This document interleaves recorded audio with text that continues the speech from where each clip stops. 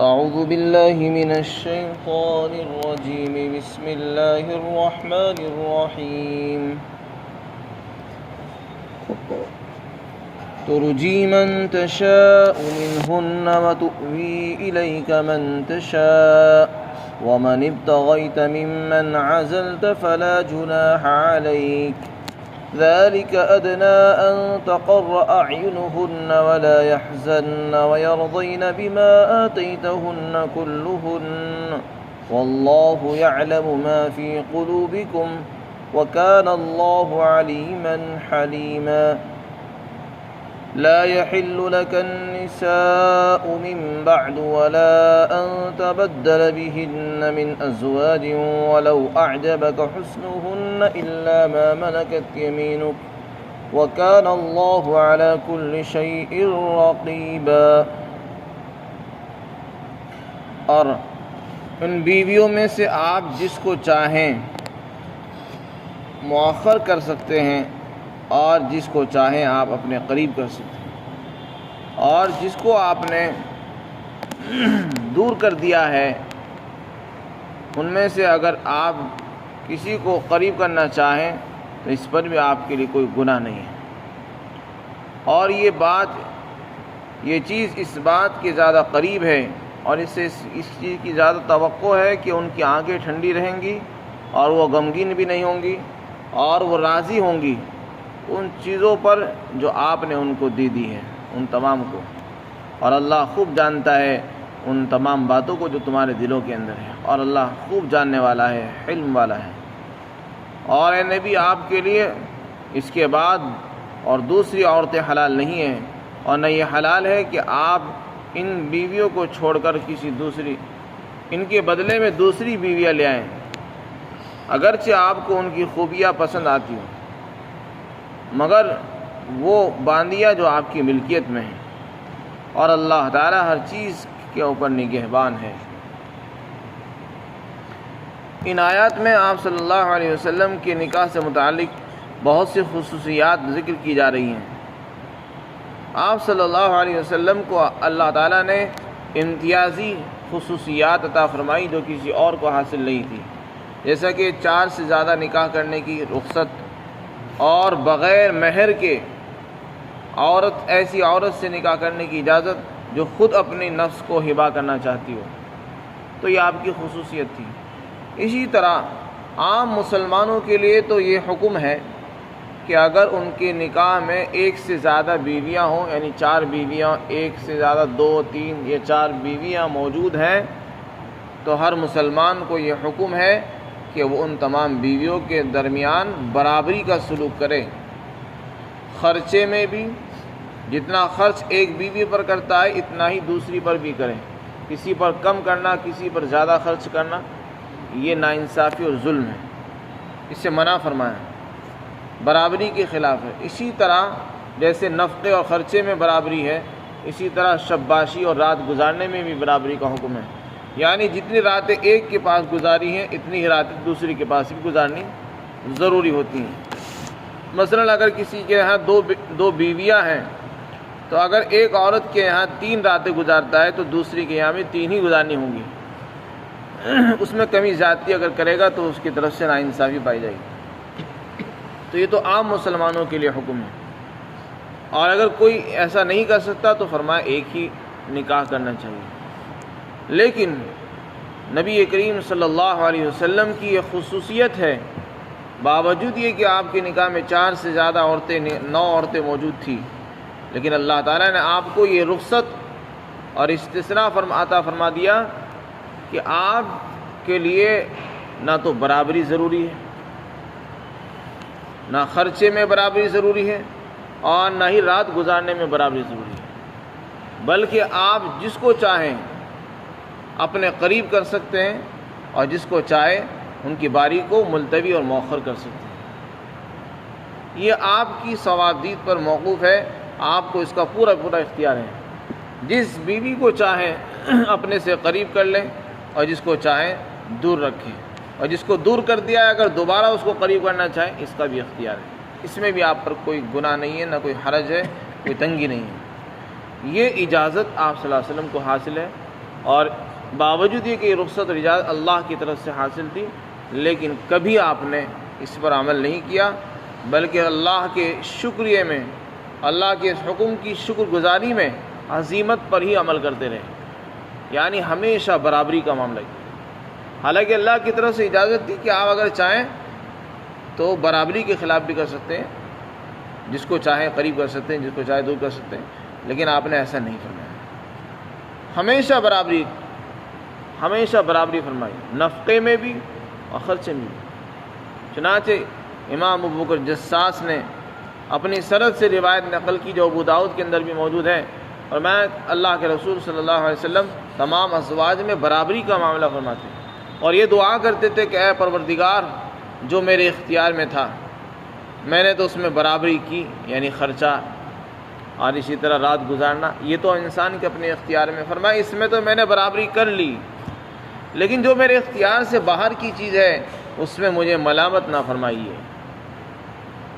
اپنے سے باہر، اختیار سے باہر کی چیزوں سے مراد ہے محبت، یعنی خرچہ تو انسان کے اپنے ہاتھ میں کہ جب آدمی خرچ کرے گا تو اپنے اختیار سے کر سکتا ہے برابر، اور رات گزارنے کی جو بات ہے اس میں بھی انسان کو اپنا اختیار حاصل ہے، لیکن محبت ایک ایسی چیز ہے اس میں برابری نہیں ہو سکتی، کیونکہ اس کا تعلق دل سے ہے۔ دل، شوہر کا دل ایک بیوی کی طرف زیادہ مائل ہے اور دوسری کی طرف کم مائل ہوتا ہے، تو اس میں برابری نہیں ہو سکتی۔ حالانکہ نبی کو اجازت ہے کہ اگر آپ سے برابری نہیں ہو رہی تو کوئی بات نہیں، آپ کی طرف سے آپ کو اس کی چھوٹ ہے، لیکن پھر بھی آپ دعا فرماتے تھے کہ اے اللہ، جن چیزوں میں میرا اختیار تھا میں نے برابری کی، اور جس میں میرا اختیار نہیں، میرے اختیار سے باہر کی چیزیں ہیں، اس میں مجھے ملامت نہ فرمائی۔ اسی طرح بخاری شریف کی روایت ہے کہ جب کسی بیوی کے پاس جانے میں آپ کو کوئی عذر پیش آتا، کوئی عذر ہوتا، تو آپ اس سے اجازت لیتے تھے، اور ہر بیوی کے لیے باریاں مقرر تھی، اور اگر کسی کے یہاں جانے میں کوئی عذر اور دشواری ہوتی، کوئی مجبوری پیش آ جاتی، تو باقاعدہ اجازت لیا کرتے تھے۔ اور خود آپ صلی اللہ علیہ وسلم کا مرض الوفات کا عمل اس پر شاہد عدل ہے کہ جب آپ صلی اللہ علیہ وسلم بیمار ہو گئے، وفات سے پہلے جب آپ بیمار پڑ گئے، تو پھر چونکہ ہر رات آپ ایک بیوی کے پاس گزارتے تھے، روزانہ کی راتیں مقرر تھیں، 9 بیویاں ہیں، 9 بیویوں کے پاس روزانہ جایا کرتے تھے، لیکن جب بیمار پڑ گئے تو روزانہ نئے نئے کمروں میں منتقل کرنا دشوار ہو گیا، پریشانی ہوئی کہ آج حضور کو ادھر لے جایا جا رہا ہے، آج ادھر لے جایا جا رہا ہے، تو پھر آپ نے سب کو جمع کیا، ان سب سے اجازت لے لی کہ اگر تم سب کی اجازت ہو تو میں عائشہ کے کمرے میں آرام کر لوں۔ چنانچہ تمام ازواج مطہرات نے اجازت مرحمت فرمائی، اور پھر آپ نے وہ جو بیماری کے دن ہیں وہ حضرت اماں جان عائشہ صدیقہ رضی اللہ عنہ کے ہی حجرے میں گزارے، اور آپ کی وفات بھی وہیں پر ہوئی، اور آپ کی قبر بھی اسی کمرے کے اندر بنی، حجرہ عائشہ کے اندر ہے، اس لیے کہ انبیاء علیہ السلام کی جہاں وفات ہوتی ہے وہیں ان کی قبر بنائی جاتی ہے۔ تو اماں جان حضرت عائشہ صدیقہ جو حجرہ تھا وہی آپ صلی اللہ علیہ وسلم کا مقبرہ ہے، وہی روضہ پاک ہے۔ تو یہ سارے اعمال آپ کے بتا رہے ہیں کہ آپ کو اللہ تعالیٰ نے رخصت دے رکھی تھی، لیکن پھر بھی آپ نے پوری زندگی برابری کا معاملہ کر کے دکھایا،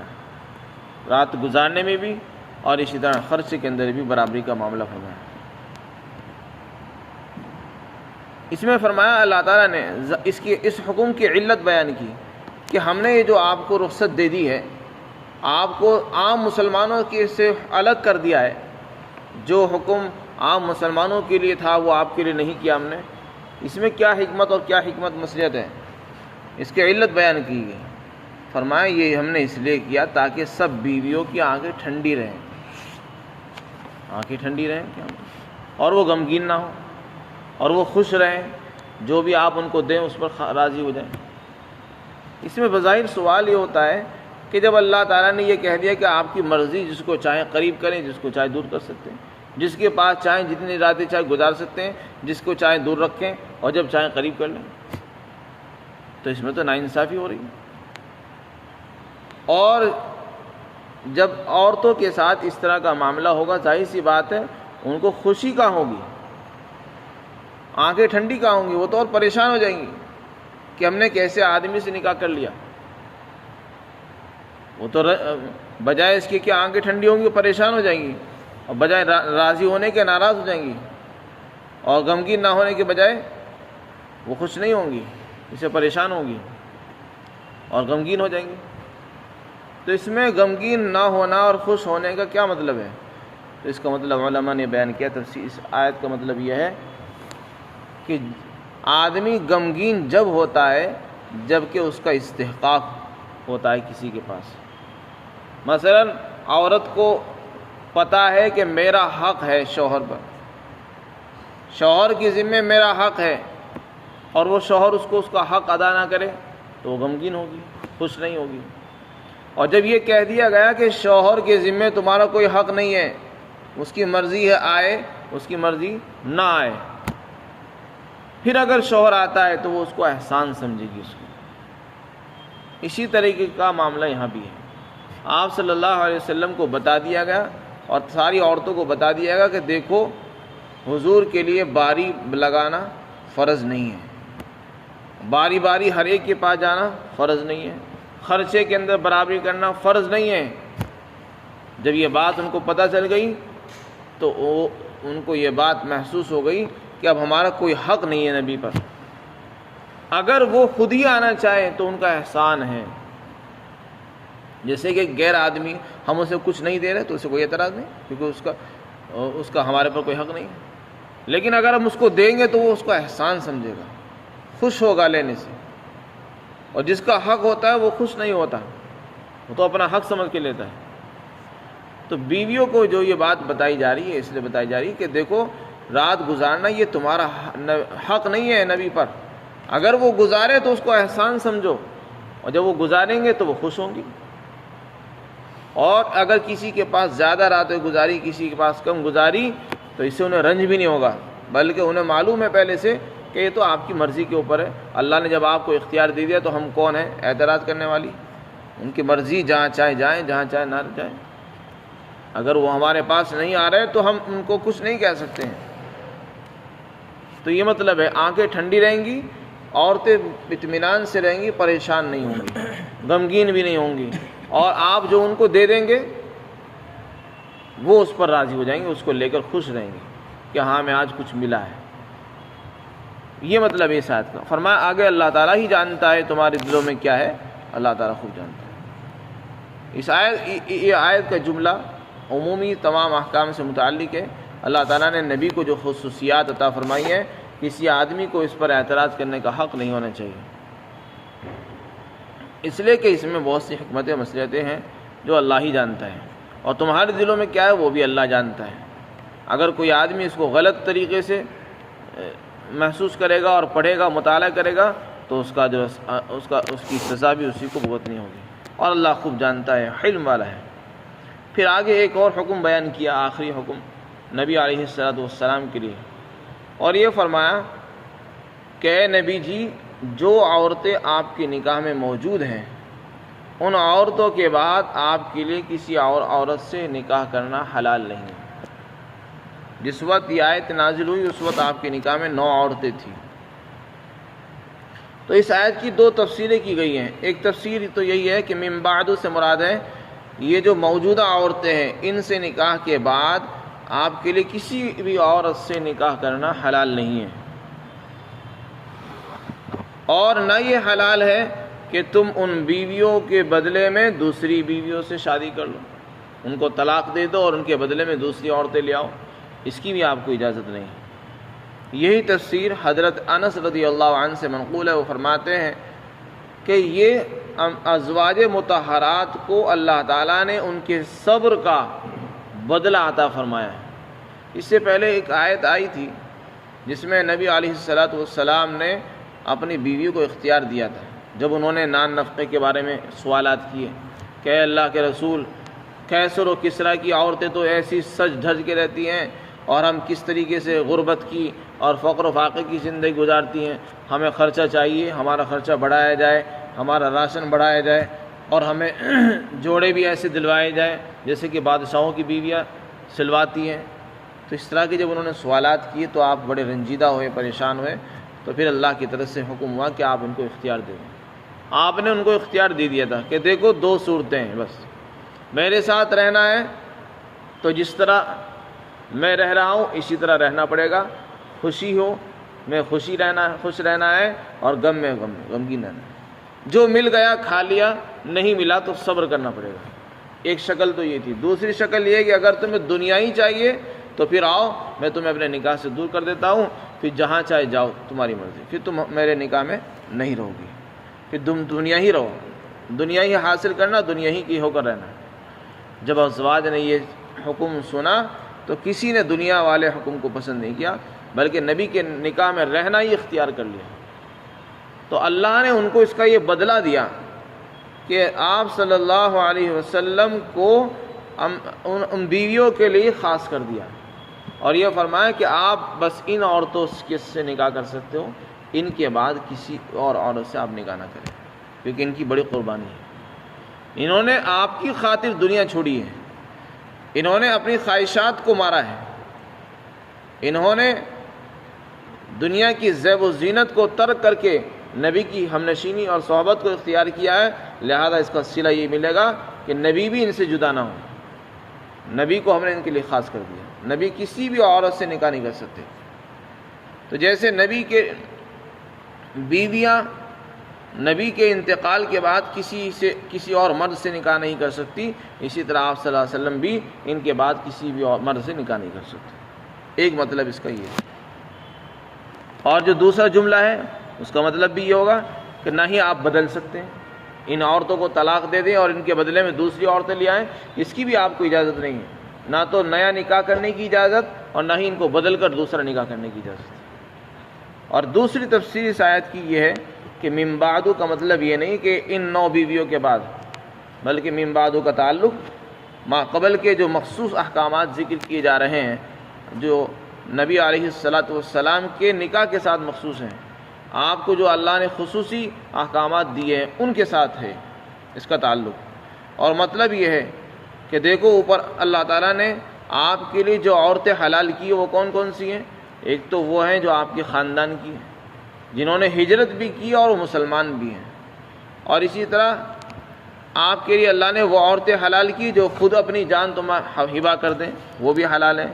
اسی طرح باندیے بھی حلال ہیں، اور جن کو تم نے نکاح مہر دے دیا ہے وہ بھی حلال ہیں۔ تو پیچھے جن اقسام عورتوں کی جو اقسام ذکر کی گئی کہ اس طرح کی عورتیں آپ کے لیے حلال ہیں، فرمایا اس کے بعد اب کسی بھی نئی قسم کی عورت آپ کے لیے حلال نہیں ہے۔ اوپر جو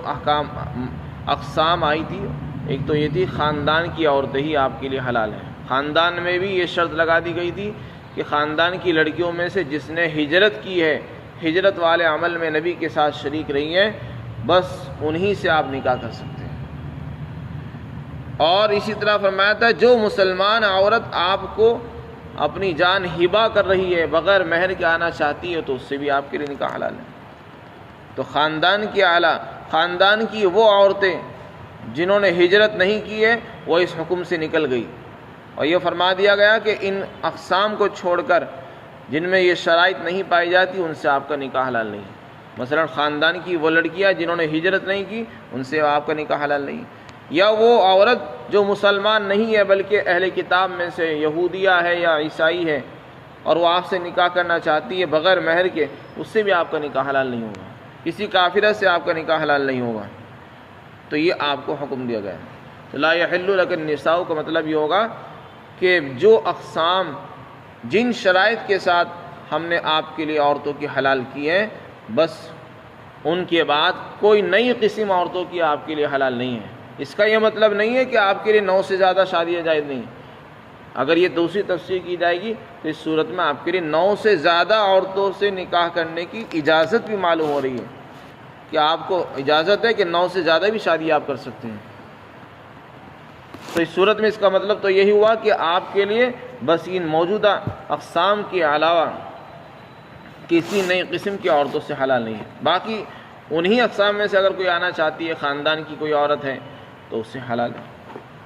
اور دوسرے جملے کا مطلب یہ ہوگا کہ یہ ولا ان تبدل بہن من ازواج، کہ ان کے بدلے میں نئی عورتیں تبدیل کرنا، ان کو طلاق دے کر نئی عورتوں کو لے کر آنا،